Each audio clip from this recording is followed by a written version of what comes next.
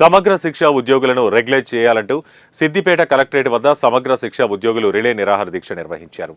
కాగా ఈ నిరాహార దీక్షకు మాజీ మంత్రి ఎమ్మెల్యే హరీష్ రావు హాజరయ్యారు.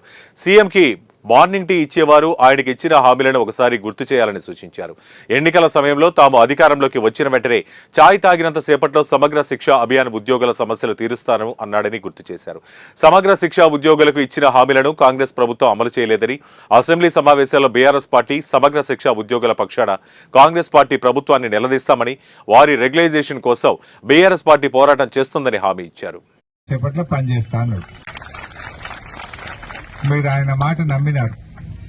ఇంకో మాట అన్నాడు, 15 ఆగస్టు కల్లా రుణమాఫీ చేస్తా అన్నాడు. 15 ఆగస్టు బాయ్ డిసెంబర్కి వచ్చినా కూడా రుణమాఫీ ఈ రోజుకు పూర్తిగానటువంటి పరిస్థితి.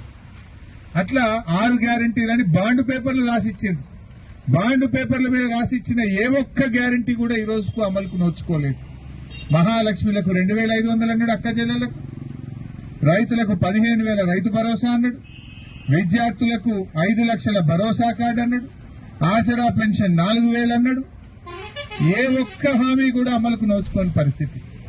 మరి ముఖ్యంగా సర్వశిక్ష అభియాన్ ఉద్యోగులు ఆ రోజు రైట్ టు ఎడ్యుకేషన్ యాక్ట్ ఈ రాష్ట్రంలో అమలైతలేదని మాట్లాడినటువంటి మాటలు. నువ్వు ఏడాది అయింది కదా రేవంత్ రెడ్డి, ఏమైంది రైట్ టు ఎడ్యుకేషన్ యాక్ట్, ఎందుకు అమలు చేస్తలేవో అని నేను అడుగుతా ఉన్నా.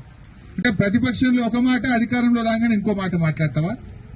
మా సర్వశిక్ష అభియాన్ ఉద్యోగులకు ఆ రోజు వరంగల్లో ఏకశిలా పార్క్ ముందు ధర్నా మరి నీ పుణ్యం ఏంటంటే నీ ఏడాది పాలనలో 2,500 స్కూళ్లు మూతపడ్డాయి. మెగా డిఎస్సీ అన్నావు, తుస్సుమనిపించిందా లేదా? 25,000 ఉద్యోగాలు, 25,000తో మెగా డిఎస్సీ అన్నాడు. దాన్ని